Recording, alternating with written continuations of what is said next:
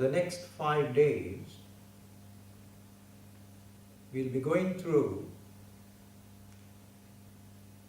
verse by verse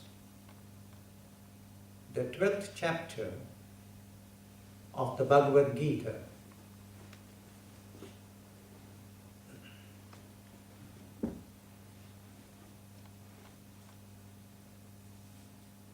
The Bhagavad Gita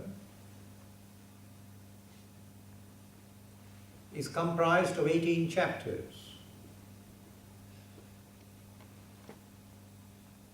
The first chapter creates the setting for the entire teaching.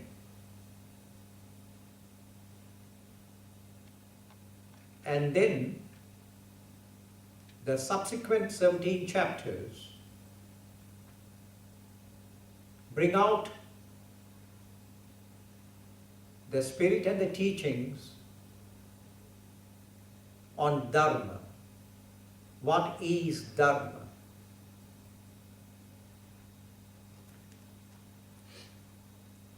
The second to the 17th chapter, from 16 different perspectives, reveals the nature of Dharma. And the 18th chapter concludes it. Even the first chapter too is called Arjuna Vishada Yoga, which creates a setting for the teaching. A teaching is only given when there is a need for it.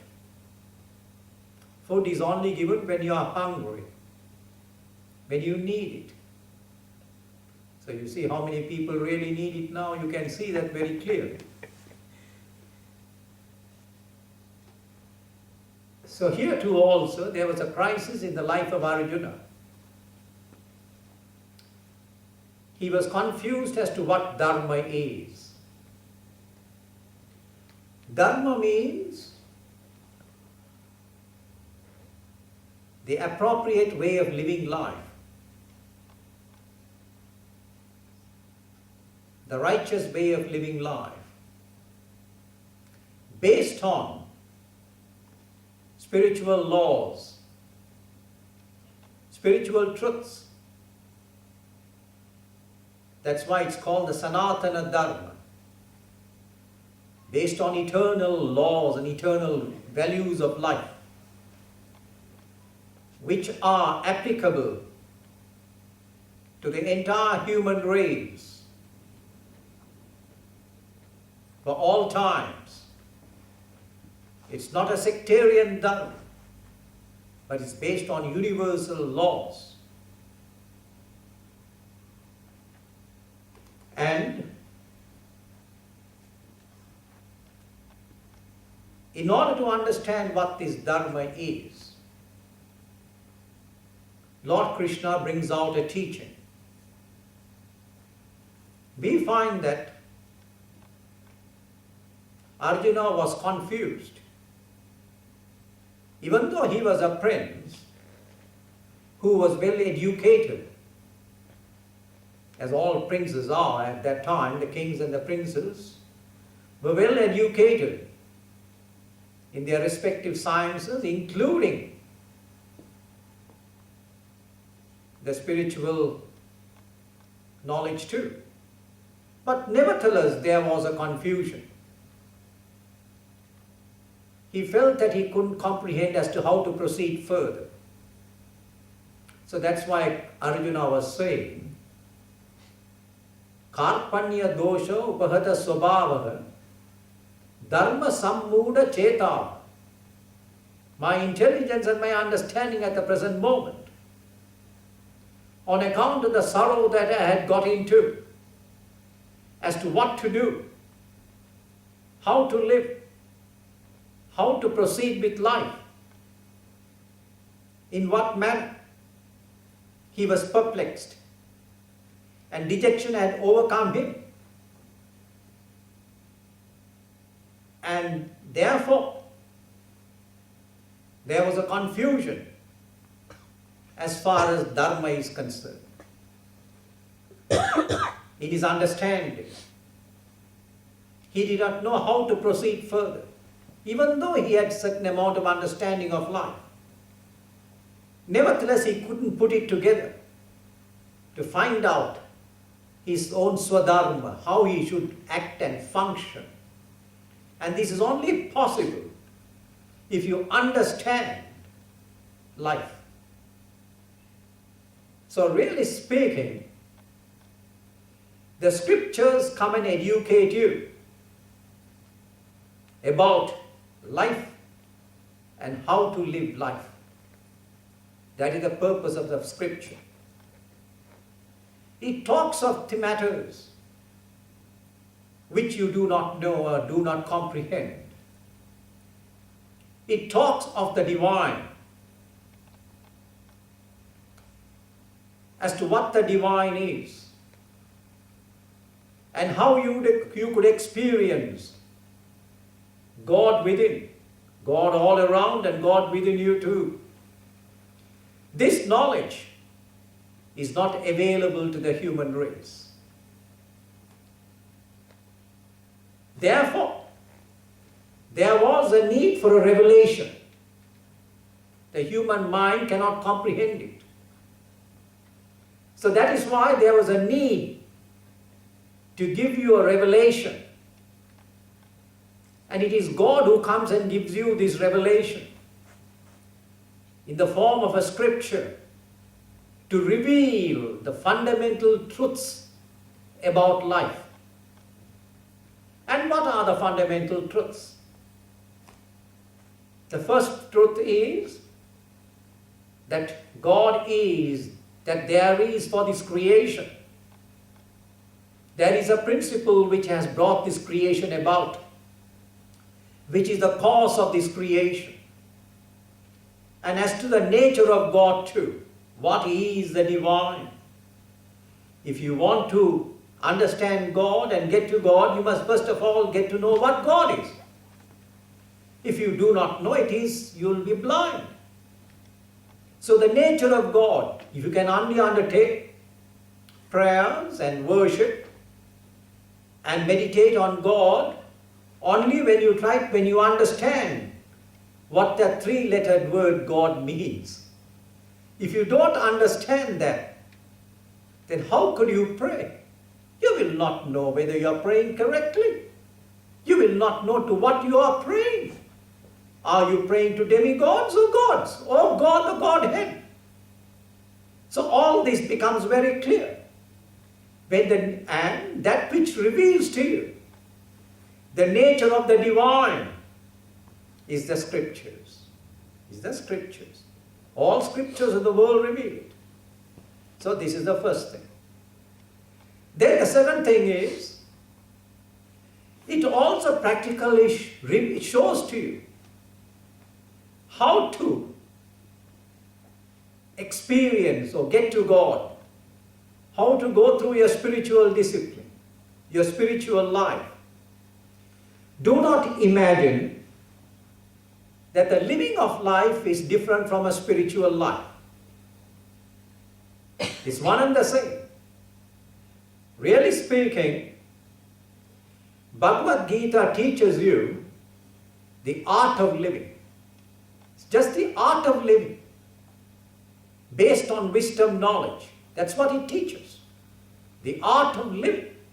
How to live life with wisdom and understanding.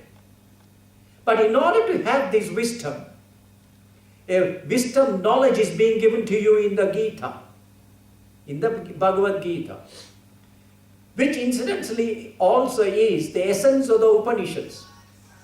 The Upanishadic wisdom is given in the Bhagavad Gita, the essence of it, and now the Gita opens it out and shows you the way, how you can live life. So it's the art of living.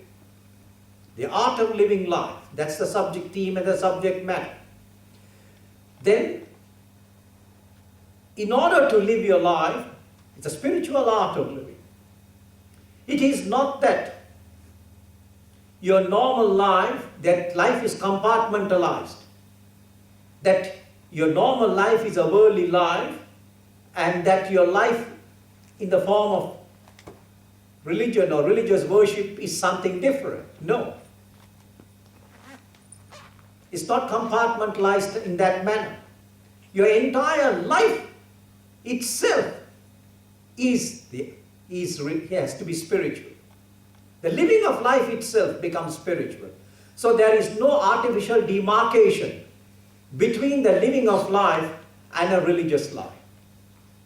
Religious life really means living your life in a spiritual sense. That is religion. That is religion.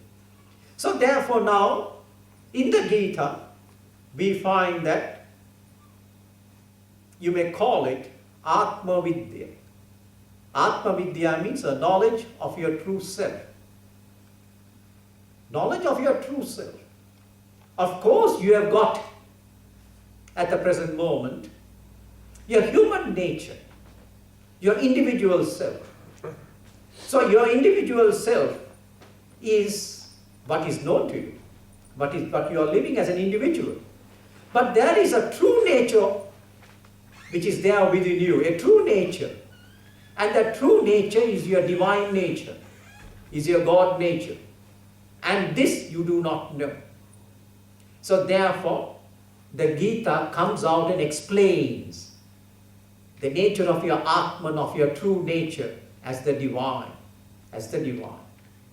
So how to experience it and where to experience it is all indicated in the Bhagavad Gita. Then the next thing that the Gita talks of is, since you are this individual, who is this individual that you are? How did you come about? How did you acquire this human individuality? You are this individual soul, as they call it, individual soul. It's only a so-called soul. But how did you acquire this individuality? How did you become this human being, human individual? So that too is indicated. But within you, there is a reality of your own being, your true being. And the nature of the true being is what is understood as the Atman in the Gita, in the Upanishads too, and in popular religious language as God. So really speaking, God is within. So subject matter and the theme of the entire teaching is to get stabilized in your God nature within you, in the Atman within you. And how to do it is what the Gita teaches. So it is called Atma Vidya or Brahma Vidya. That's the word. Then, the next problem that you have is, you are living in the world. And you are bound to this universe and bound by this world. You are bound to nature. So this is human bondage.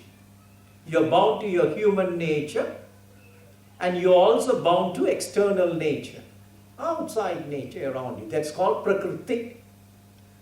So, as to the nature of this Prakriti or nature is being described over and over again in various chapters of the Gita, so that you can appreciate what is your human bondage, where you are bound to, how you are bound to nature. You are bound to your human nature, and you are also bound to external nature. So therefore, how you can obtain your release, your salvation from nature. You got caught into nature, now you must get detached and discover yourself. So you can say, it is a process of self-recovery. Self-recovery is the theme of the Gita. How to recover yourself. Then, you also have another problem. The problem is that you have a mind. And your mind is a troublesome thing. You got involved and caught in the mind. And therefore, the Gita also tells you what this mind is and how to overcome this mind so that you can use the mind as a tool to get back to your divine origin, you'll get back to your divine origin, this troublesome mind. So this is part of the teaching of the Gita. Then, at the same time, you have to live your life in the world. So while living life, you have got actions to do. You've got actions to do. Now, actions by themselves lead to human bondage. Naturally, every action leads to human bondage. But then there is a way by which actions can be done, which will now be a liberating spiritual discipline. And that science is said to be the science of karma yoga. Karma, when done ignorantly, leads to human bondage. But the same karma, when it is performed and done with wisdom and understanding as karma yoga, then it becomes a spiritual discipline. And for householders who are actively living in the world, karma yoga is the primary and the most important spiritual discipline. Because you've got actions to do. So action has to be made, has to be performed as a yoga of action or karma yoga. Then, you have your emotions too. You have your emotions, your feelings and emotions. So the aspect of bhakti comes in. Bhakti. Bhakti is feeling, emotional outpouring. So the emotional outpouring of yours towards God is said to be bhakti. As to the true nature of this bhakti and how to go about it, how to adore God with all your heart, with all your being, with all your soul and with all your mind, is said to be bhakti yoga. So this is incorporated in the Gita so that you can, with reverence and love, adore the good Lord with all your heart, and get to God. The remarkable thing about bhakti is, loving adoration is, that when you totally love God, something wonderful happens to you, and that is that in the process, you become more of what you love. And then in that process, you lose yourself. And become that which you adore and love. You get submerged in that. You lose yourself in that. So you lose yourself in God. So with all this adoration and loving adoration and love for God. So therefore this is also incorporated, this how to go about it is incorporated in the Bhagavad Gita. Now the 12th chapter, which we are going to deal with now, is in the traditional sense called Bhakti Yoga. It's called Bhakti Yoga. But I would say there is so much of profound wisdom in it that we could say that this 12th chapter is a text on divine wisdom. It's a text on divine wisdom. How so many aspects of spiritual life and spiritual discipline is incorporated in this chapter. In fact, a wide range is covered here. So innocuously, so innocently, Lord Krishna, the genius of Lord Krishna is that no matter what people may say about Lord Krishna, but one thing is very clear, that this teaching of 18 chapters could not have been given by an ordinary mortal, because it contains so much of spiritual wisdom, which is the essence of the entire yogic and mystic discipline of ancient India over thousands of years ago. And he had ingeniously woven all that spiritual knowledge into the Bhagavad Gita. So therefore, just based on the teachings, one could definitely say, very clearly and affirmatively say, that this teaching was given by a Messiah, by an avatar. Only an avatar could have given this remarkable teaching unto humanity. It contains so much of wisdom, spiritual wisdom. And it reveals to you and teaches you about the laws of life and the laws of living. So therefore, now, verse by verse, we will go into this.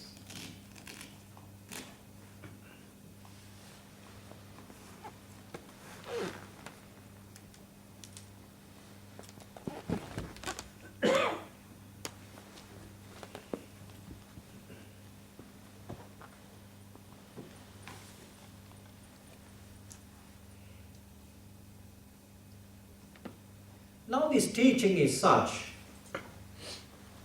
that it is a dialogue between the teacher and the student, between the guru and the disciple. Because just before the teaching began, Arjuna submitted himself and said, Shishyasteham shadimam tvam prapannam. I now seek refuge in thee. I am confused as to what Dharma is. Kindly teach me. All these years, I have been moving about with you as a comrade in arms and as a friend, as a Sakha, and as a first cousin too. But now I submit myself for this instruction as a disciple. So to such a person, this teaching is being given, and it's a dialogue.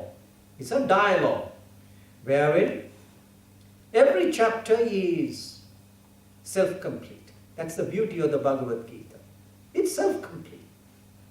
And from 18 different perspectives, it gives a teaching. So that when you see something from 18 different points of view, the whole subject matter becomes clear.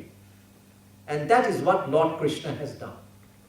From 18 points of view or perspectives, you get a vision or a perspective as to what this teaching is all about. And every chapter, as I said, is self-complete in itself. But at the same time, it is interlinked. There is a thread ingeniously woven into it. And this teaching is meant for one and all. For all those who aspire, for all those good souls who wish to lead a noble life, who wish to understand the laws of life, and thereafter live a spiritual life. Living this spiritual life is said to be Sanatana Dharma, because it is based on the ancient Dharma, on the principle, ancient principle, which is the divine. So based on the divine, you are to live your life, the eternal divine. Now, the teaching opens out with a doubt by Arjuna, because it's a dialogue. So therefore, Arjuna raises many a doubt, and this doubt gets clarified by Lord Krishna. Sometimes Arjuna is not clear in his very questions. That's why there is a doubt. A doubt means a lack of clarity.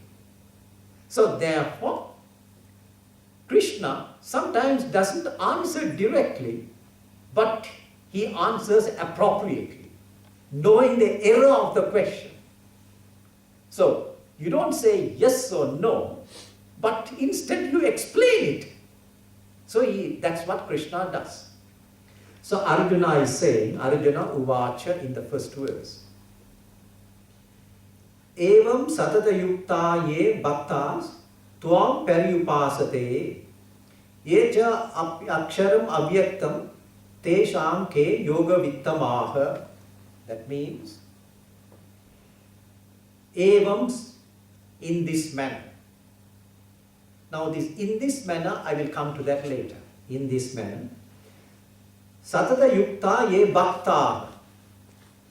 So those bhaktas, those devotees, satata yukta, who are always following this,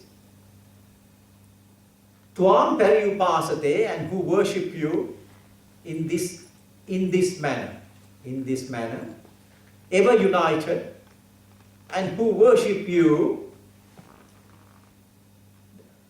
And then those people, yeja api aksharam, and those who worship the aksharam. Aksharam is that which is unborn. Avyaktam, the unmanifest. That there is an unborn, unmanifest principle. Those who worship that, who meditate on that, of these two, Tesha, of these two, Ke Yoga Vittamaha, who is better? Who is better? So those who are bhaktas, your devotees, who worship you, or those people who worship the imperishable, unmanifest, divine, which of the two is better? Now the remark thing is, evam, the word thus is used, evam. Now this evam has to be in this manner. In what manner? That manner was mentioned in the end of the 11th chapter, the previous chapter. In the end of the 11th chapter, he had revealed who a bhakta is. You are a bhakta. So those bhaktas who worship you in this manner. Now who are those bhaktas who worship you in this manner? So those bhaktas, those devotees were mentioned at the end of the 11th chapter. So we have to now get back to the 11th chapter before we begin the 12th chapter. So the end of the 11th chapter, the last two verses contain the total essence of the Bhagavad Gita, especially the last verse. So now the previous verse, the last but the one, in the 11th chapter says, Bhaktya tu ananyaya shakya aham evam vido Arjuna jnatum drashtum cha tatvena praveshtum cha parantapaha. O Arjuna, parantapaha. Ananya bhaktya. So the bhakti, the devotion, is ananya bhakti, non-separative devotion, non-separative adoration of God will lead you to me, will lead you to the divine. Normally, people have got a separation. I and you, I and God, I and Krishna. But here, there is this is separation.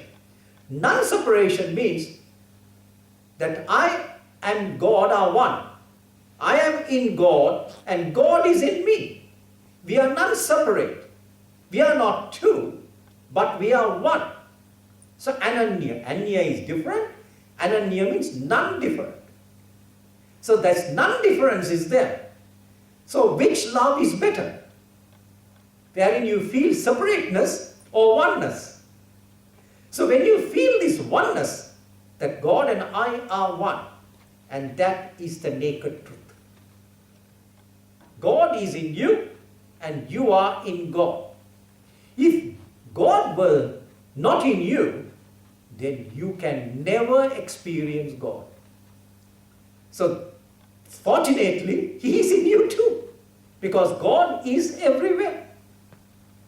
There is in every atom, in every molecule, in every creature, in every being, in the humans, in the angels, in the gods too, in all the gods. God, the divine, is totally and fully present. It's totally and fully present.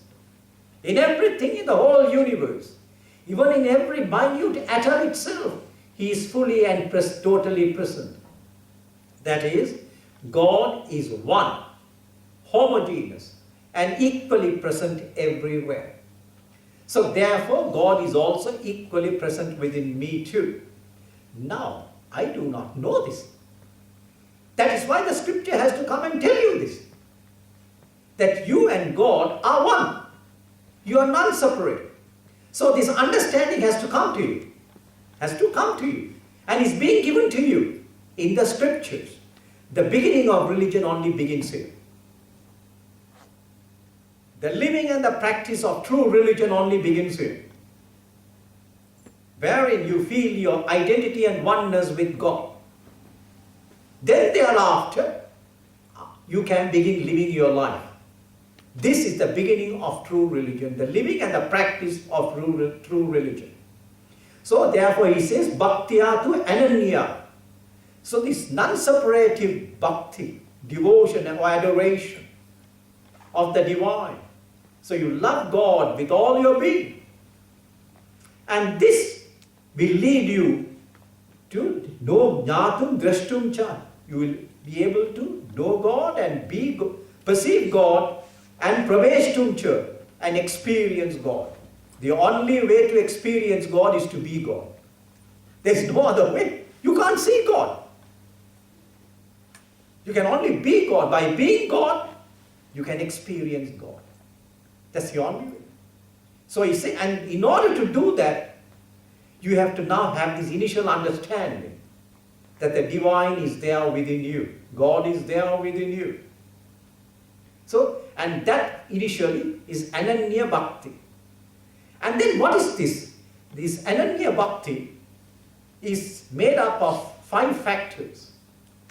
It has got 5 components in the living and the practice of this Bhakti, Ananya Bhakti. And the 5 components is being mentioned in the last verse of the 11th chapter, the last verse. So there he says, Mat karma krit, mat paramo, mat bhaktah, sangha varjitah, nirvairaha sarva bhuteshu, yah sa mameti pandava. O Pandava, O Arjuna. Pandava is O Arjuna. Mat karma krit. So 5 factors.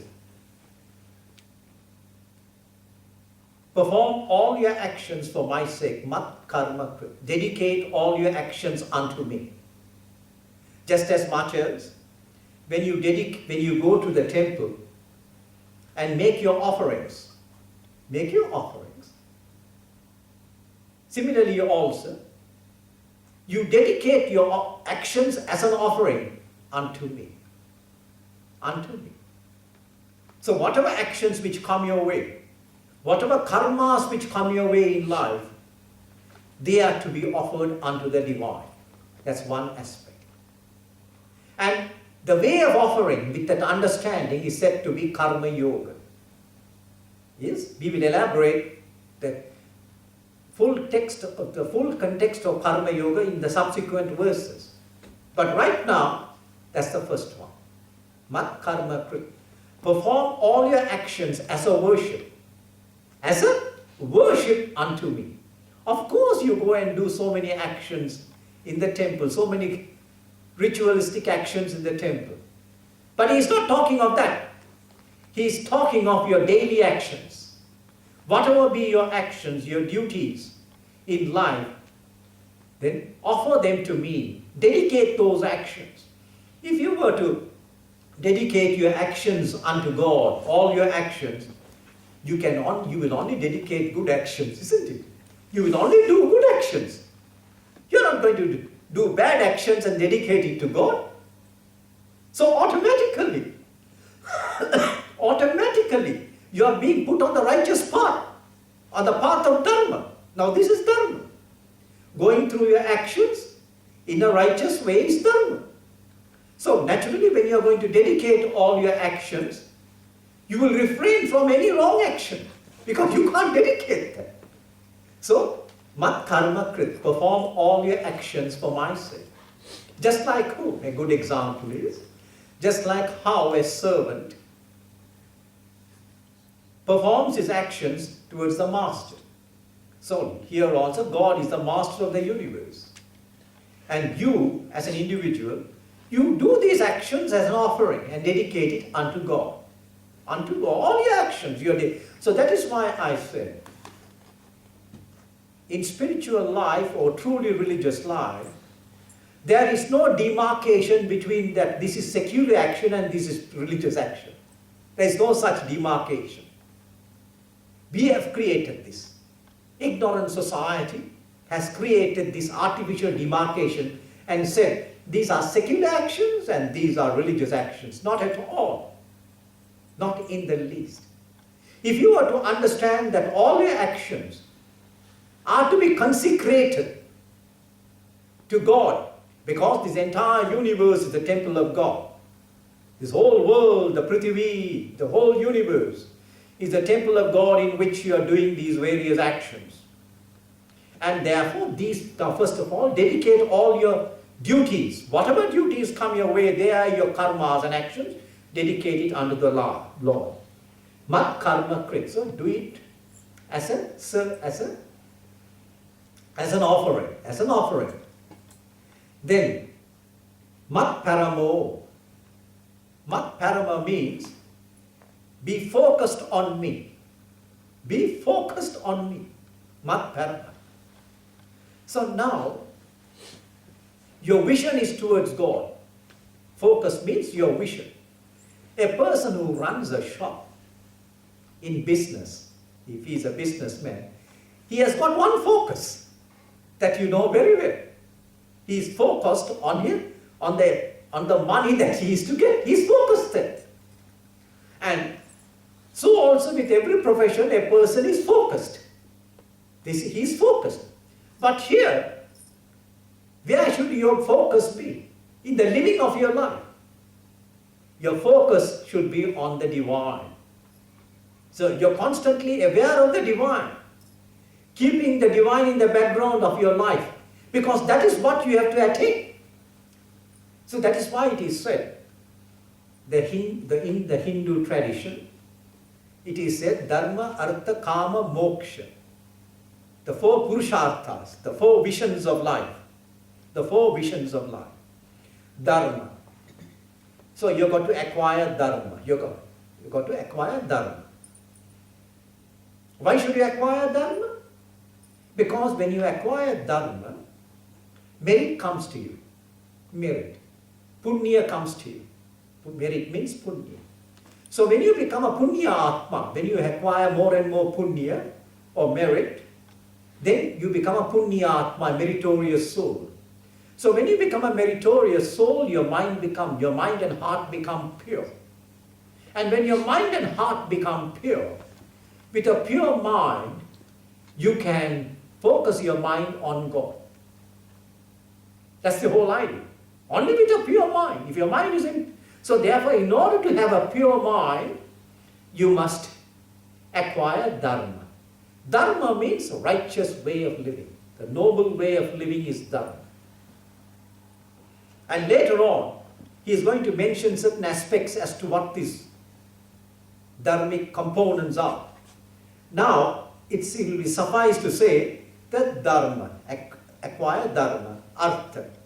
So since you have to live in the world, you need to acquire some material things. Your vision is also there to make your life as comfortable as possible. But that too also should be acquired in a righteous way. Dharma, Artha, Kama. The third is Kama, the third factor.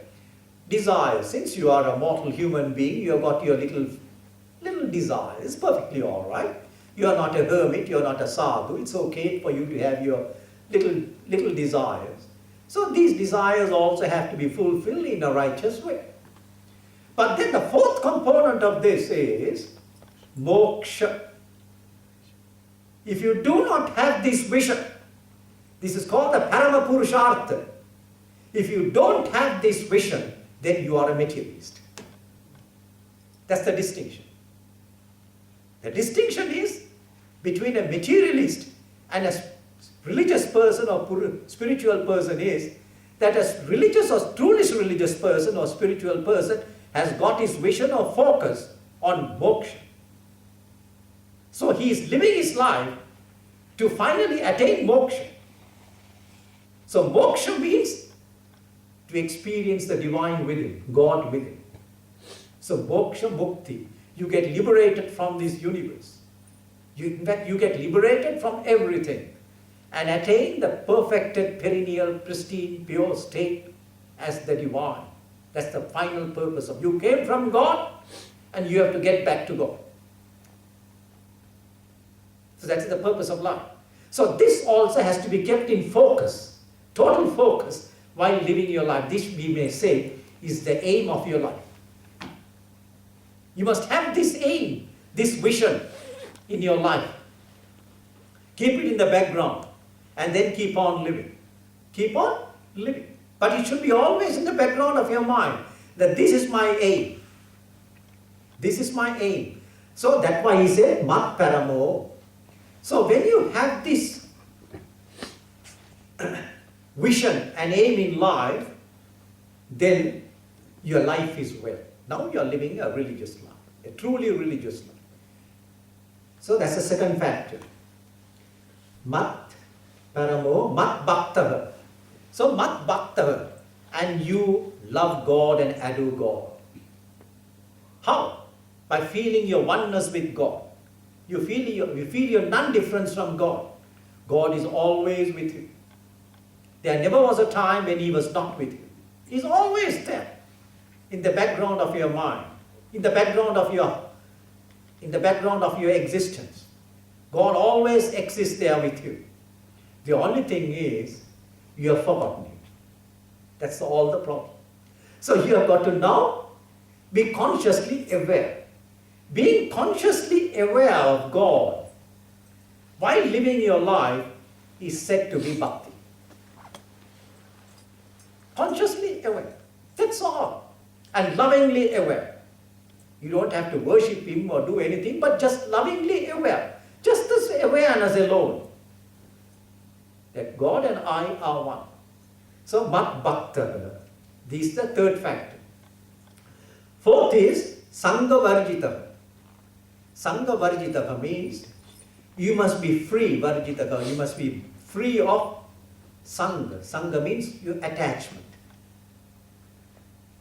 Normally, what is human bondage? Attachment. You are bound to your affections, bound, and through your affections, bound to your kith and kin, bound to your property, bound to everything in the world only because of attachment. So long as you have attachment, you will get attached to this world. So therefore, the way to live life is to lovingly live life without attachment. Without attachment, lovingly interact with everything in the world, but when you are detached, you are free. You live with freedom. You live with freedom. Otherwise, you are bound. This is human bondage, to be attached. You are attached to your emotions, attached to your property, attached to your relatives, immediate kith and kin, attached to your country, attached to your religion, attached to everything. So, become detached. But at the same time, live, because you need this detachment. Unless you get detached, another strong word for this detachment, extreme form of detachment, is called vairagya.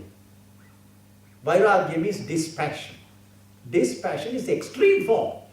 But when the extreme form comes, the extreme form of detachment comes, you will become a hermit.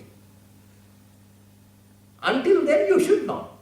Till then, you should keep on living your life without being attached to anything. So, sangha varjita, without any attachment, keep on living. Don't be attached to anything in the world, but keep on. Have only a functional use for everything in the world, and you are ready. Just like what happened to a great ancient sage. His name was Patanathar. And Patanathar was a shipping magnate a few centuries ago. And then by the grace of God, he developed this total dispassion within himself. And he was leaving his house to live as a fakir, as a hermit. Then as he was just leaving, his accountant asked him, what am I to do with this wealth? because he was a millionaire. He said, just throw it. Throw it in the street. Just throw it in the street. That was a detachment. He didn't say to give it to anybody, just throw it. He didn't care who got it, who got what. It matters little to it. It mattered little to it. So this is being totally detached. Being totally detached. There's an extreme form of detachment. So here also, Sangha Varjitaha, because this is the immediate problem of the human race, to be attached. Not only humans, but all creatures are so much attached. So therefore, if you have got attachments, and too many attachments, you are in human bondage. Don't you want to be free? Don't you want to attain freedom? And the only way to attain freedom is detachment. So that's why he said Sangha Varjita. Tyagena amrutattva manasu. Tyagena. Only by tyaga, only by releasing and giving up will you attain the immortal state. Is an oft-quoted statement in the scriptures. You'll only attain to that amrutattva state, the immortal state. Tyage, by becoming detached gradually. Not immediately, gradually get your release. So this is the fourth one. Then the fifth one is Nirvairaha Sarva Bhuteshu. Nirvairaha. You must not have enmity or aversion or dislike towards any being.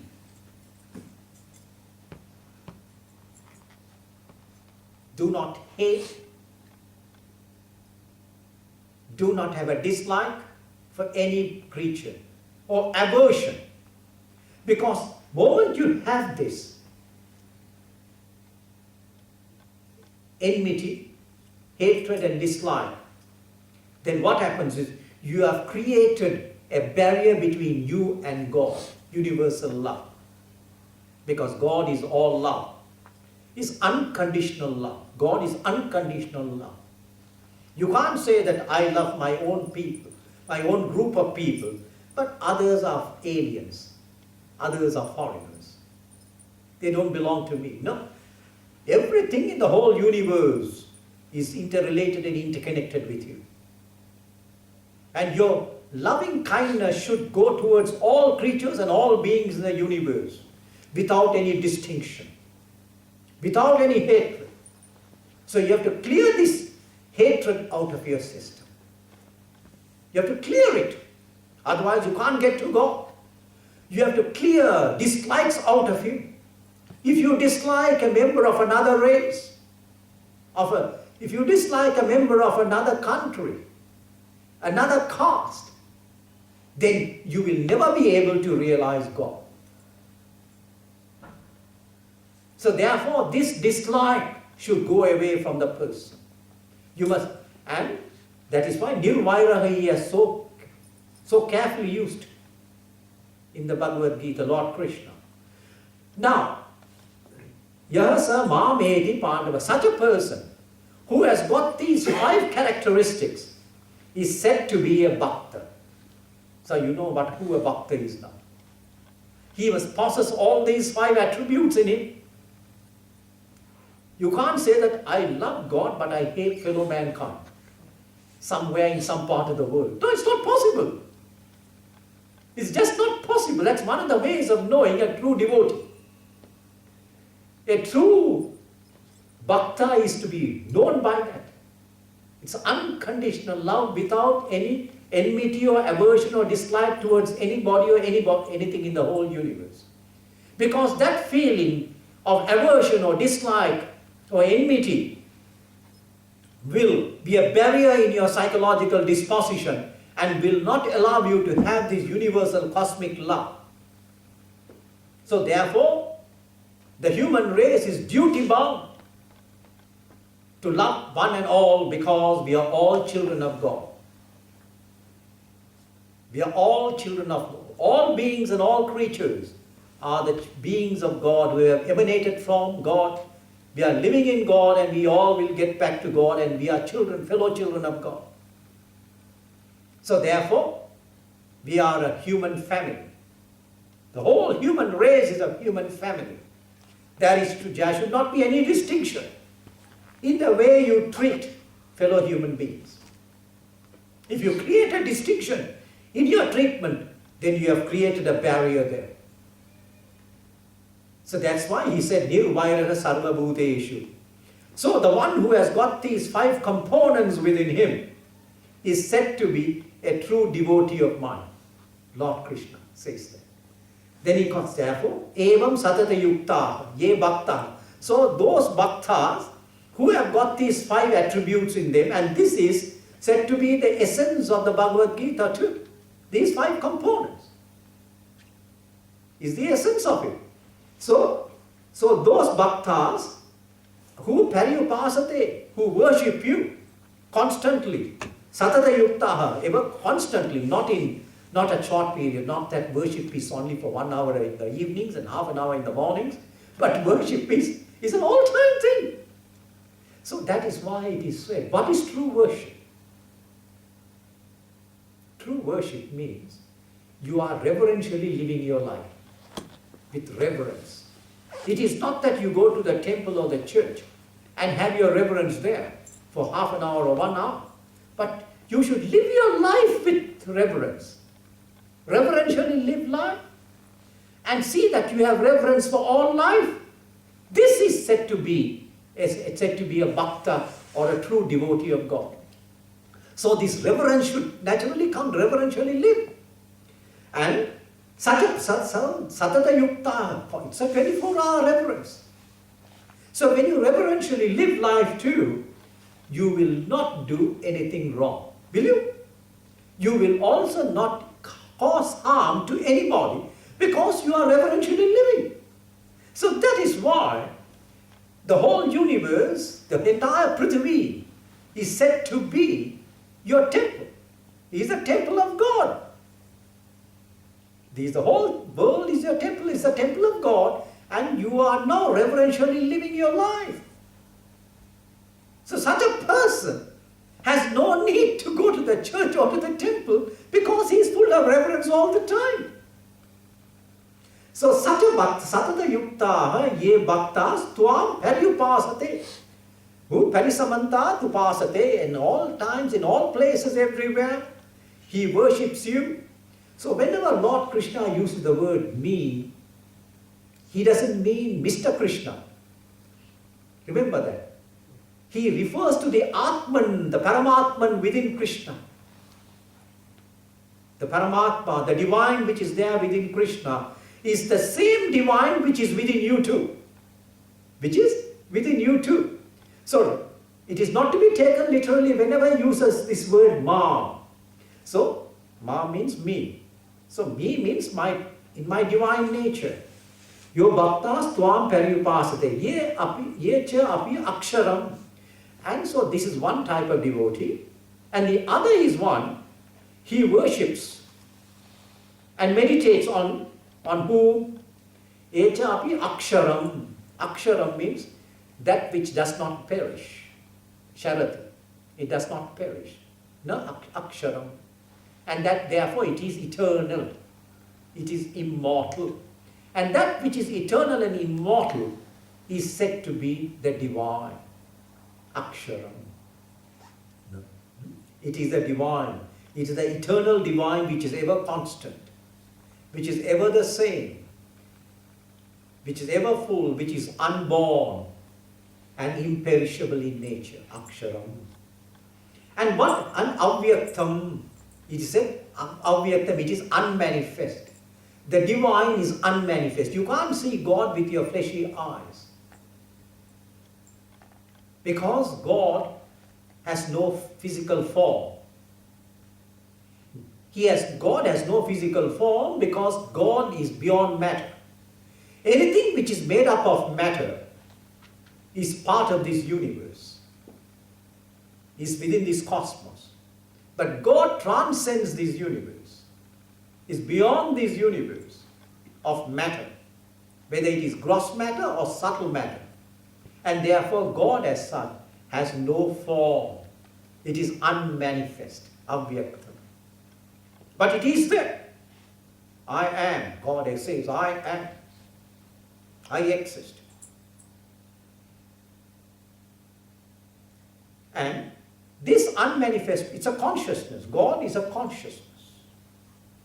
A consciousness is that which is here, which is there, which is everywhere, and at the same time it is nowhere in the universe. It's beyond, because it is beyond the universe. That's consciousness. And what type of consciousness is God? In God, in your human consciousness, there is duality. Isn't there duality? I and you. I and the universe, this is duality. In God's consciousness, with a capital C, there is this duality is not there. You may call it non-dual. Non-dual awareness, non-dual consciousness. So those people who worship the divine have to maintain this non-dual awareness, because God is non-dual in nature. There is no duality in God, in God's nature of being. In His consciousness too, there is no duality. I and you do not exist there. Because God alone is, God is one. And it is unmanifest. It is unmanifest. It is said to be unmanifest, avyakta, is because it cannot be revealed by any one of the known process of knowing. God is something which cannot be conceived by a human mind. You can conceive and imagine anything in the universe. You can see things through your senses. You can mentally see certain things too. You can mentally conceive and imagine about many things. But God is something which is beyond all conceptualizations. There is no way by which you can indicate that this is God. This is what it is. That is why the greatest teaching which has come out about God is when Lord Rama asked his preceptor Vasishtha, what is God? Vasishtha kept silent. Then Lord Krishna, Rama, asked Vasishtha once again, what is God? Still no reply. And then, out of impatience, Lord Rama asked him once again, what is God? And then Vasishtha replied, I am revealing to you, but you are not comprehending it. Because God is something which cannot be revealed by words. So therefore he chose to be in silence. Silence is the most eloquent description of God. Then what is God? What is God? That is why the Upanishads come and declare Neti Neti doctrine has been used. Neti Neti means na evam, na evam.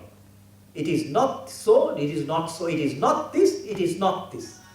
Na evam, na. And it is not so, it is not so. What is not so? Why did he use it twice? Not so. Neti, neti has been used twice. The first not so, not thus, means it is not so as far as the physical universe is concerned. The physical gross universe, it is not this. So you negate the entire physical universe with everything in the physical universe. Then the second neti negates the subtle universe too. Everything which is made up of subtle matter, the subtle universe, that is also negated. So everything known by you is negated there. Then after that, what is left is the divine. So that is why it is something which cannot be imagined, which cannot be conceived by your mind. You can't conceive what the divine is. So the only way that you can't imagine. Your imagination stops there. So the only way to describe the divine is to be in silence. So silence is the most eloquent description, and not only the description, and the way to go. You have to become silent to the world. You have to become silent to the physical world. You have become silent means you have to clear it out of your mind. The gross physical world and the subtle physical world. Everything. That is why when you begin to meditate, what do? What is the first thing that you do? Don't you close your eyes? Because you want to cut off the world. The gross world. And the second thing that you do is you want to stop your mind, the subtle world. But you're unable to do that. Because your mind, which is part of the subtle world, is running. So that also you want to clear. You want to clear your thoughts. You want to clear your feelings, your imaginations. So it has to be done through practice, regular practice. So those who try to maintain the awareness of this unknown principle and meditate on this unknown principle